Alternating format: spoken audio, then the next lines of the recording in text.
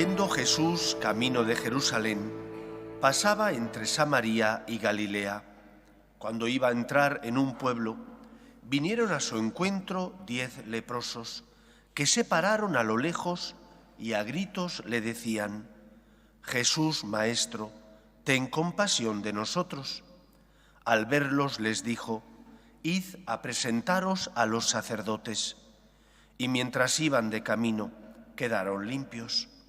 Uno de ellos, viendo que estaba curado, se volvió alabando a Dios a grandes gritos y se echó por tierra a los pies de Jesús, dándole gracias. Este era un samaritano. Jesús tomó la palabra y dijo: ¿No han quedado limpios los 10? ¿Los otros 9, dónde están? ¿No ha vuelto más que este extranjero para dar gloria a Dios? Y le dijo: Levántate, vete, tu fe te ha salvado. Palabra del Señor.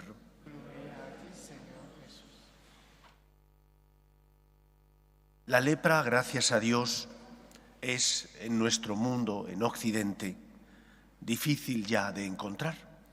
Yo recuerdo que cerca de Alicante, en Fontilles, hay un sanatorio que se especializó en esta problemática, donde se llevaban allí a los enfermos porque el aire era más puro y de esa manera podían recibir mejores cuidados. Todavía sigue existiendo, pero yo creo que ya tiene muy pocas personas que padezcan esta enfermedad.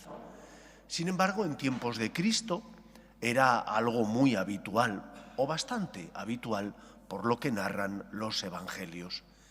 La lepra tenía un doble problema. Por una parte, te ocasionaba el que la carne se fuera pudriendo y por lo tanto perdieras miembros. Pero es que además, al ser una enfermedad contagiosa por contacto, también te alejaba de la sociedad. No solo te afectaba personalmente, sino también comunitariamente. Y por eso es habitual escuchar cómo en los evangelios aparecen grupos de leprosos. Vivían en pequeños guetos. Cuando alguna persona se acercaba a ellos porque se cruzaba por el camino, ellos tenían que tocar una campana y decir: impuro, impuro, no porque la sociedad les rechazara, sino para evitar el contacto con personas sanas y, por tanto, el contagio con el resto al resto de la comunidad. Y por esa razón la lepra tenía un doble componente negativo.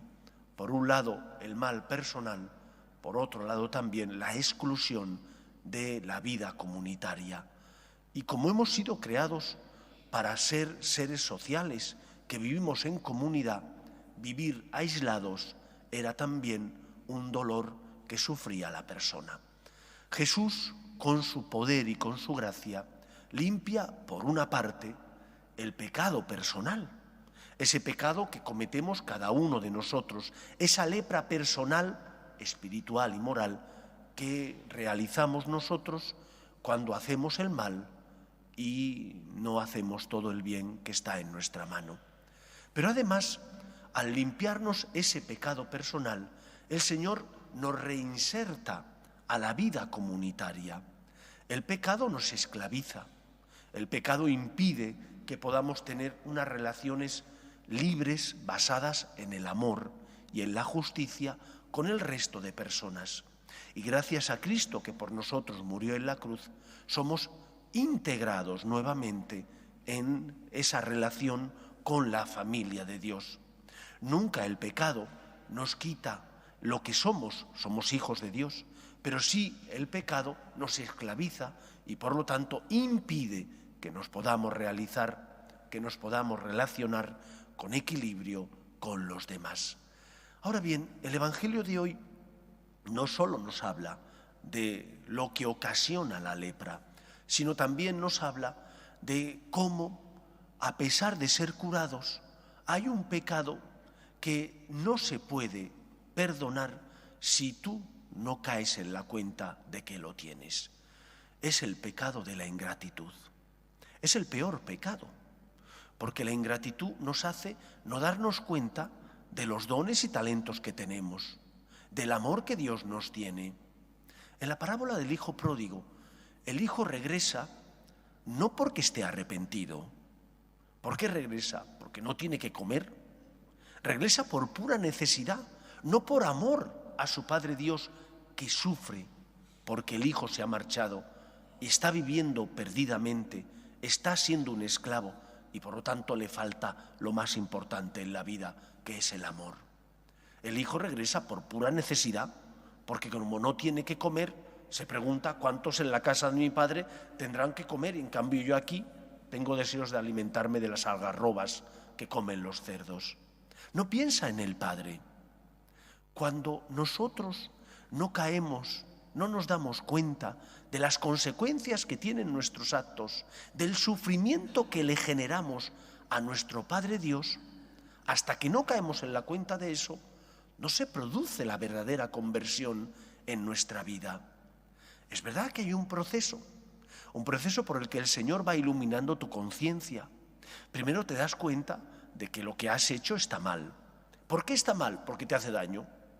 Has bebido en exceso, has tenido a lo mejor problemas porque al conducir bebido la Guardia Civil te ha puesto una sanción y te han quitado el carnet, o estás malgastando el dinero y como estás malgastando el dinero no llegas a fin de mes. Te das cuenta de las consecuencias negativas que el pecado tiene para ti. Pero llega un momento en el que, con la ayuda de la gracia de Dios, no solo te fijas en ti, sino que te das cuenta del daño que haces a Dios. Esto es lo que ocurre con la parábola que hemos escuchado hoy. Fueron curados 10, solo volvió uno. Ese volvió y la gratitud le salvó. Nosotros tenemos que aprender a ser agradecidos. La gratitud es el culmen de la conversión, porque cuando uno reconoce su pecado y también se da cuenta del daño que hace a su Padre Dios, entonces está recorriendo el camino de la santidad y está llegando a la meta. Hasta que no seamos conscientes del dolor que le generamos a nuestro Padre Dios por nuestros pecados, no estaremos ascendiendo o llegando a la meta, que es la santidad.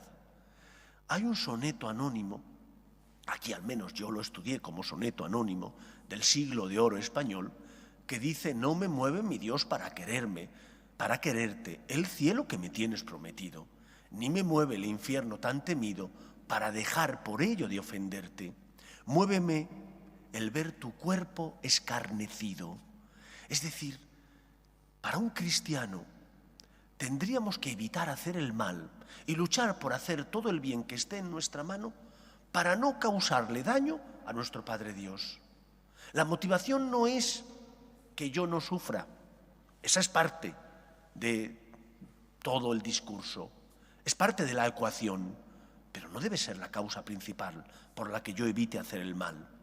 Yo tengo que evitar hacer el mal para no hacer daño a mi Padre Dios. Aunque no hubiera cielo, yo te amara, aunque no hubiera infierno, te temiera. No me tienes que dar porque te quiera. Por eso preguntémonos, ¿cómo andamos de gratitud? No solo con los demás, sino con nuestro Padre Dios. Me confieso no porque mi alma esté llena de pecado y ya no aguante más tanta podredumbre, sino porque me duele haber faltado al amor a Dios. Vengo a la iglesia para encontrarme con Dios, aunque no me apetezca, porque a lo mejor estoy cansado y he tenido un día muy largo de trabajo, o me encuentro un poco griposo o con malestar, pero Jesús me espera. ¿Vengo por Él o venimos por nosotros? Los 9 leprosos no volvieron. ¿Por qué no volvieron? Fueron conscientes de que estaban curados. Les faltaba agradecimiento. Ellos actuaban y el centro de su vida eran ellos. Mientras que el samaritano, que también fue curado, amaba a Dios y su corazón estaba lleno de agradecimiento, de gratitud. Es el culmen de la conversión. No hacer las cosas solo por nosotros, sino hacer las cosas ante todo por Él. Concluye el Evangelio diciendo: ¿solo ha vuelto este extranjero para dar gloria a Dios? En eso consiste la conversión, en dar gloria a Dios. Y todo lo tenemos que hacer, no por nuestra satisfacción espiritual, que la tenemos, que cuando hacemos el bien nos sentimos mejor que cuando hacemos el mal, que cuando eres libre eres más feliz que cuando vives esclavizado.